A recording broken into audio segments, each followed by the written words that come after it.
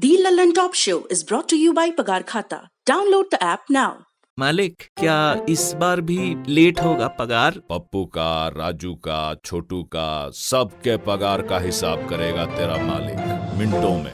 वो कैसे? पगार खाता के आकर्षक फीचर्स के साथ, क्योंकि स्टाफ खुश रहेगा तभी तो बिजनेस आगे बढ़ेगा। आज ही पगार खाता डाउनलोड करें।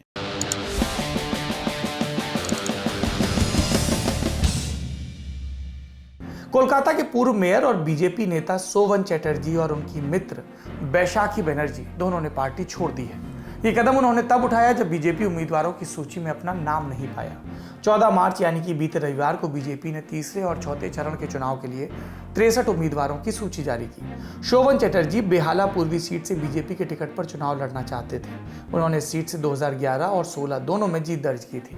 पार्टी के सूत्रों का कहना है कि बीजेपी चाहती थी कि सोवन बेहाला पूर्व के बजाय पश्चिम से चुनाव लड़ें, क्योंकि उनकी पत्नी रत्ना चैटर्जी बेहाला पूर्वी सीट से तृणमूल के टिकट पर चुनाव लड़ रही हैं। सोवन और रत्ना का तलाक का मामला फिलहाल कोर्ट में चल रहा है। ऐसे में बीजेपी इस सीट पर पारिवारिक मुकाबले से बचना चाहती थी।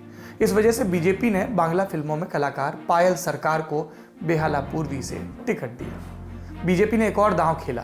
बेहाला पश्चिम की सीट पर उम्मीदवार घोषित ही नहीं किया। सोवन बेहाला पश्चिम से नहीं लड़ना चाहते थे, क्योंकि उस सीट से उनके पुराने सहयोगी और बंगाल के शिक्षा मंत्री पार्थ चैटर्जी तृणमूल कांग्रेस से चुनाव लड़ रहे हैं। उनका इस इलाके में खासा प्रभाव बताया जाता है। अब सोवन चैटर्जी की दोस्त बैशाखी बनर्जी की बात करते हैं। वो कस्बा सीट से चुनाव लड़ना चाहती थी, और तो और बीजेपी ने कस्बा सीट से डॉक्टर इंद्रनील खां को टिकट दे दिया। नतीजतन नाराज सोवन और बैसाखी ने बीजेपी अध्यक्ष दिलीप घोष को इस्तीफा सौंपा।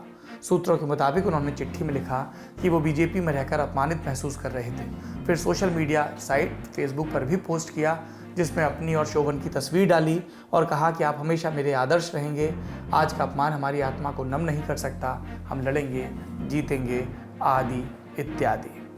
सोवन चैटर्जी बीजेपी में शामिल होने के पहले तृणमूल कांग्रेस में थे। जून 16, 2010 से लेकर नवंबर 22, 2018 तक कोलकाता म्यूनिसिपल कॉर्पोरेशन के मेयर भी रहे थे, यानी बड़ा नाम माने जाते हैं कोलकाता की पॉलिटिक्स का। 2019 के लोकसभा चुनाव के बाद वो बीजेपी में शामिल हो गए थे। शुरू से ही बीजेपी में उनका सफर आसान नहीं था। जुड़ने के बाद खास पद नहीं मिला, उससे भी नाराज रहे। बाद में बीजेपी ने उन्हें कोलकाता जोन का ऑब्जर्वर बनाया। पश्चिम बंगाल की बात हुई तो अब इसके बाद चलते हैं दक्षिण भारत की तरफ। तमिलनाडु विधानसभा चुनाव के लिए कांग्रेस पार्टी ने घोषणा पत्र जारी किया। कहा, सत्ता में आएंगे तो शराब की दुकानें बंद करेंगे, इंटरकास्ट मैरिज को प्रोटेक्शन देने के लिए नया कानून लाएंगे। वादा है हर जिले में 500 युवाओं को सरकारी नौकरी देने के लिए ट्रेन किया जाएगा। साथ ही ये भी कि मौजूदा कृषि कानूनों को हटाकर नए कानून लाए जाएंगे।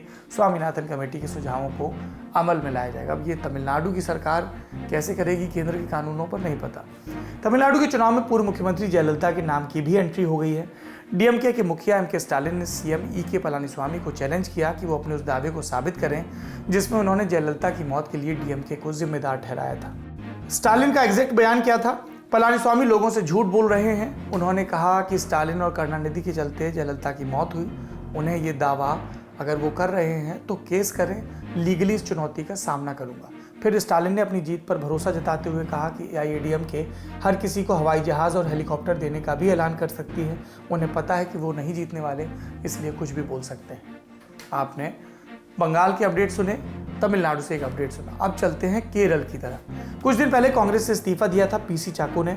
अब वो शरद पवार की पार्टी एनसीपी में चले गए हैं और राज्य में एलडीएफ को यानी लेफ्ट डेमोक्रेटिक फ्रंट को समर्थन देने की बात कर रहे हैं। महाराष्ट्र में एनसीपी और कांग्रेस साथ हैं, लेकिन केरल में समीकरण अलग है। यहाँ एनसीपी सत्तारूढ़ लेफ्ट फ्रंट का हिस्सा है। इस गठबंधन की मुख्य पार्टी सीपीएम है। कांग्रेस यूडीएफ का नेतृत्व करती है, जो फिलहाल विपक्ष में है। बीजेपी से जुड़ा भी एक अपडेट है। केरल बीजेपी ने 14 मार्च को विधानसभा चुनाव के लिए अपने कैंडिडेट्स के नाम सार्वजनिक किए थे। इसमें से एक नाम था सी मणिकानंदन। 31 साल की इस मैनेजमेंट ग्रेजुएट को मनंतवाड़ी सीट से टिकट मिला। दरअसल वायनाड जिले की मनंतवाड़ी विधानसभा सीट एसटी के लिए आरक्षित है। मणिकानंदन पनिया जनजाति के हैं और केरल वेटनरी और एनिमल साइंसेज यूनिवर्सिटी में टीचिंग असिस्टेंट हैं। लेकिन नाम के ऐलान के कुछ घंटे बाद मणिकानंदन ने बीजेपी का टिकट ठुकरा दिया। बोले चुनाव लड़ने में कोई दिलचस्पी नहीं है। फिर इंटरव्यू देते हुए कहा कि उन्हें खुशी है कि बीजेपी ने लायक समझा, लेकिन पहले ही मैंने चुनाव मैदान में न उतरने की जानकारी दी थी, इसलिए लिस्ट में नाम देखकर चौंक गया। तो इससे थोड़ी सी अप्रिय स्थिति हो गई है भारतीय जनता पार्टी के लिए, जो केरल में अपनी ज़मीन तलाश रही है। ये अभी तक की खबरें थी। लल्लन टॉप की टीम जल्द ही कुछ ही रोज में आपके बीच पहुंचेगी जिन चुनावी राज्यों में आप हैं, और आपको बताएगी कि वहां पर स्थिति क्या है।